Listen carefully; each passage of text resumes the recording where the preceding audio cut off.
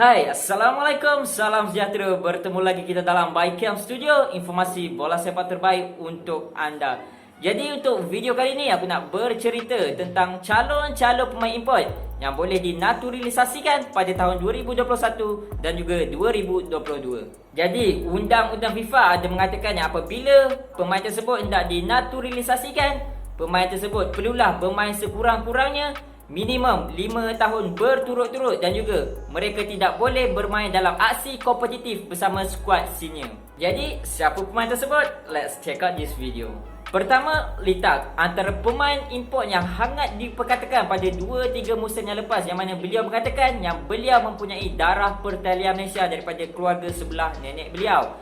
Tapi sayang, selepas FAM ada minta bukti dokumentasi daripada beliau, beliau gagal menunjukkan bukti yang kukuh yang beliau ni mempunyai darah pertalian Malaysia.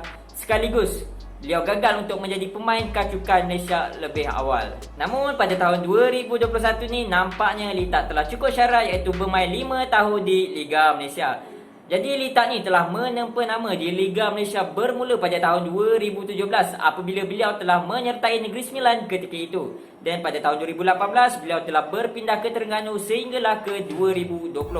Kat Terengganu ni beliau ni memang cukup penting lah untuk bahagian tengah Terengganu. Nampaknya fan-fan Terengganu pun memang cukup sayang beliau. Namun sayang, kontrak beliau tidak diperbaharui lagi dan pada tahun 2021 beliau telah berpindah ke Seri Pahang dengan kontrak selama 2 tahun. Tapi kalau kita tengok, lihat prestasi Litak untuk musim ni totally berubah daripada kat Terengganu dulu. Ialah dengan masalah Seri Pahang lagi, jadi Litak punya performa pun nampak merudum. Jadi untuk aku akan bagi rating untuk Litak menyertai skuad negara adalah 7/10. Kedua, Gonzalo Cabrera. Beliau juga antara pemain import yang dicanang-canang untuk menjadi pemain naturalisasi negara. Beliau yang ketika ini berusia 32 tahun telah memegang 2 kerajaan iaitu kerajaan Argentina dan juga kerajaan Iraq. Jadi beliau ni bermain di JDT as ASEAN Kota lah, yang mana beliau telah memegang Iraq pasport. Jadi beliau ni telah menempa nama di Liga Malaysia pada tahun 2017 dengan menyertai pasukan JDT sehinggalah pada tahun 2021 yang mana beliau telah cukup bermain selama 5 tahun di JDT.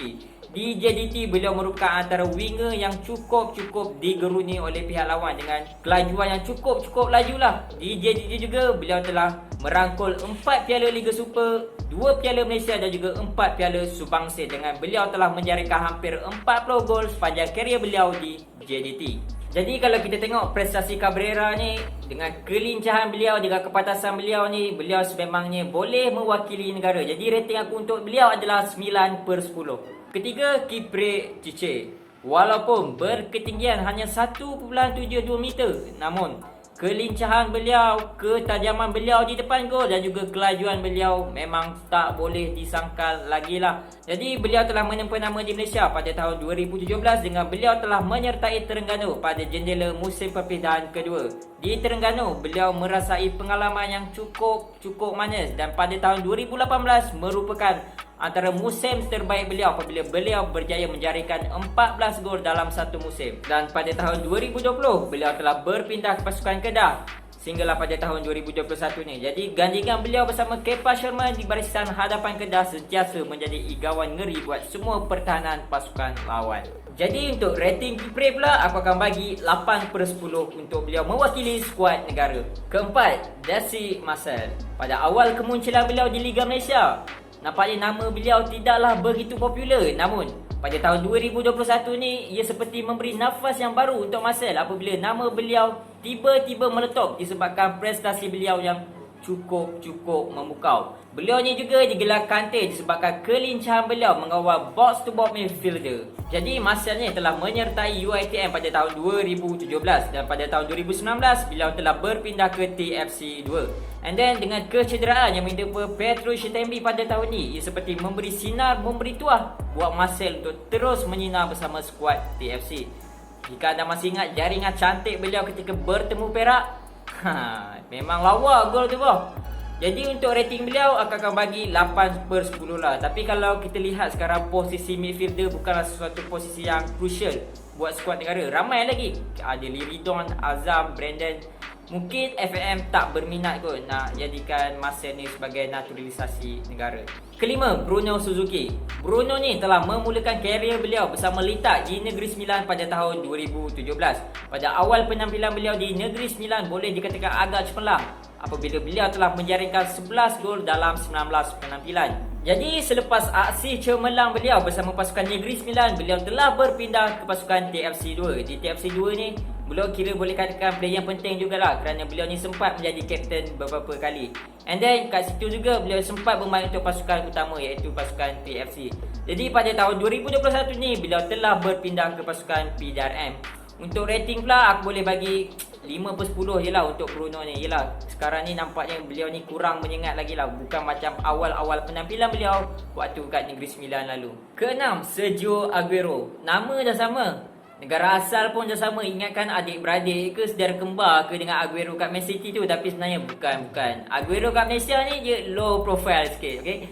Jadi Aguero ni telah bermain kat Malaysia selama 5 tahun dengan hidupnya memang berpindah randah. Pada tahun 2017, beliau telah menyertai pasukan Melaka United, 2018 menyertai Selangor United, 2019 menyertai pasukan Penang, 2020 menyertai pasukan KL Rovers dan pada tahun 2021 menyertai pasukan Seri Pahang sebelum dipinjamkan kepada pasukan Perak FC. Jadi untuk tahun depan aku tak tahulah macam mana hidup dia lagi, mungkin berpindah lagi kot ke pasukan lain. Jadi untuk rating beliau mewakili skuad negara aku just boleh bagi 4/10 je lah. Sebab apa? Kalau kita tengok persembahan beliau sepanjang 5 tahun ni taklah sehebat import-import yang lain. Persembahan beliau ni hanya biasa-biasa saja. Jadi agak membazir kat situ kalau FAM memberi status naturalisasi kepada beliau. Yelah, sebab apa? Kita masih banyak lagi player-player lain yang boleh isi tempat beliau. Kita ada Zuelmidi Paula, kita ada Lukman, kita ada Syafiq Ahmad.